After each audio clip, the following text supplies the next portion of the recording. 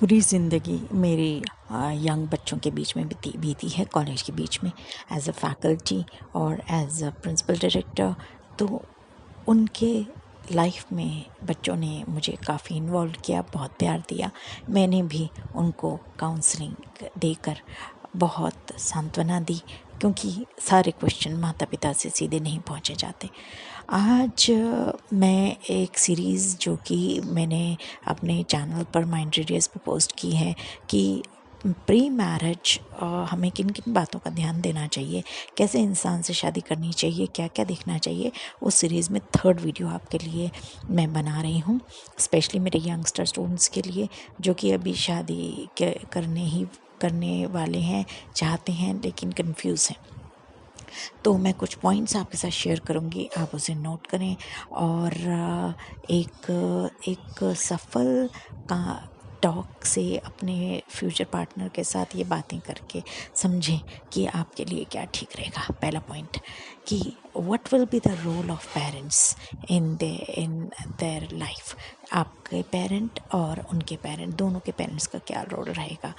देखिए, कई बार हमारे झगड़े सिर्फ हमारी वजह से नहीं होते, बल्कि कई बार हमारे जो ऑलरेडी एग्जिस्टिंग नॉर्म्स हैं सोसाइटी में या हमारे घर में चलते हुए कुछ रीति रिवाज हैं, उसकी वैसे चलते हैं जिसकी वजह से एक अननेसेसरी बोझ आ जाता है। मान लीजिए आपको वो नॉर्म्स पसंद नहीं हैं और आप एक अलग परिवेश में पले बड़े हैं, तो वहाँ दोनों जगह दिक्कत आ जाती है। लड़की के लिए थोड़ा कम, लड़की के लिए ज़्यादा, क्योंकि वह अपना परिवेश छोड़कर एक दूसरे एनवायरनमेंट में जाती है। चाहे वो कपड़े पहनने का स्टाइल हो, चाहे एक घर साफ करने का स्टाइल, या जॉब करना, या करियर कंटिन्यू करना, बच्चा पैदा करना, यानी कि कब किस समय एक बेबी फैमिली प्लान करना, किस तरह का पहनना ओढ़ना, बिहेव करना, कई चीज़ें रहती हैं। तो मैं आपको एडवाइस दूंगी कि आप ये बात कर लें कि पेरेंट्स का क्या रोल रहेगा।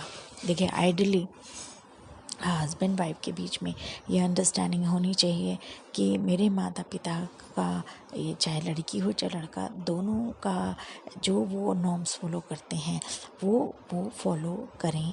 लेकिन अगर ये नॉर्म्स हमारे बीच में एक कोई फ्रिक्शन पैदा करें, तो वो हम नॉर्म्स को हम एक साइड में कर सकते हैं या एक बीच का सलूशन निकाल सकते हैं।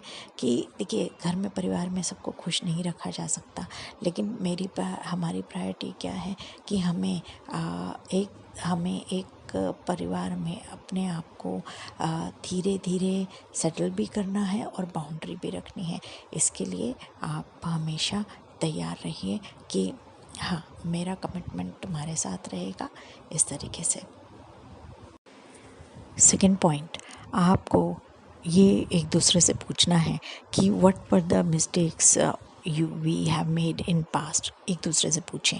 देखिए, ये एक बड़ा ऐसा क्वेश्चन है जिसमें कई लोग छुपाना चाहते हैं, लेकिन आपको एज अ काउंसलर और यही एडवाइस, और न्यूरो साइकोलॉजिस्ट यही आपको एडवाइस दूंगी कि आगे चल के ये चीज़ें परेशानी दे सकती हैं आपको।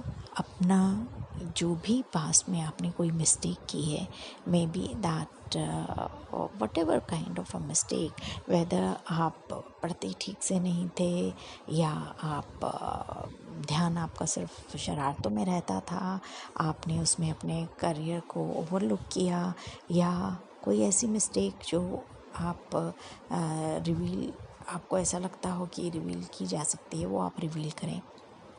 देखिए, ये रिवील करने से आपस का जो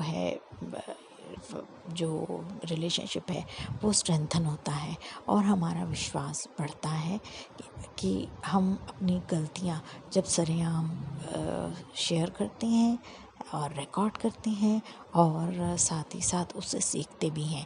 और लेकिन ये चीज़ ज़रूर आप दोनों को प्रॉमिस करनी है एक दूसरे से कि ये शेयर करने के बाद ये सीक्रेट्स हम दोनों के बीच में ही रहेंगे।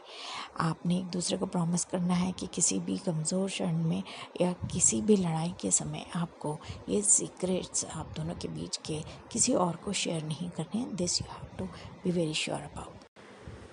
थर्ड क्वेश्चन जो आपको पूछना चाहिए अपने पार्टनर से म्यूचुअली, कि आपको किस चीज़ से गुस्सा आता है। Very very important question. कई कई पर्सनालिटीज़ हैं, कई टाइप के लोग हैं। आपको शायद वो हंसते हुए दिखेंगे लेकिन वो अंदर से बहुत सीरियस हैं। आपको बाहर से बहुत सीरियस दिखेंगे लेकिन वो अंदर से एक बहुत एक लाइट रहने वाले इंसान हैं। तो आपको ये पूछना है कि उनको गुस्सा किस चीज़ से आता है। इसके दो फ़ायदे होंगे कि आप पहली बात ये जान जाएंगे कि आप दोनों को गुस्सा किस चीज़ से आता है, तो आप सर्कमस्टेंसेस वो वाली अवॉइड करने की कोशिश करेंगे। दूसरा, आप वीकनेस भी, अगर आपको स्ट्रेंथ जाननी है तो वो तो अच्छा ही वीकनेस भी जानना बहुत ज़रूरी है, ताकि आप दोनों अपनी वीकनेसेस पर काम कर सकें। क्योंकि स्ट्रेंथ पर तो काम करने की ज़रूरत नहीं रहती, वीकनेस पर काम करने की ज़रूरत रहती है। मैं ये नहीं बोलूँगी कि आपकी मॉरल ड्यूटी है कि अपने पार्टनर, लाइफ पार्टनर की आप वीकनेस अच्छा करने लग जाइए, उसको मजबूत बनाइए। लेकिन हाँ, मेरे ख्याल से प्यार अगर गहरा हो तो हम अपनी उन वीकनेस पर भी काम कर सकते हैं, एक अच्छा इंसान बनाकर उनको इवॉल्व कर सकते हैं। सो ये एक बहुत ही एंगर इशू बाद में जब इरप्ट होता है, ये बहुत ही वॉल्केनिक सिचुएशन में तब्दील हो जाता है। हिंसा, हाथ उठाना, मारना पीटना, गाली गलौज तक आ जाता है।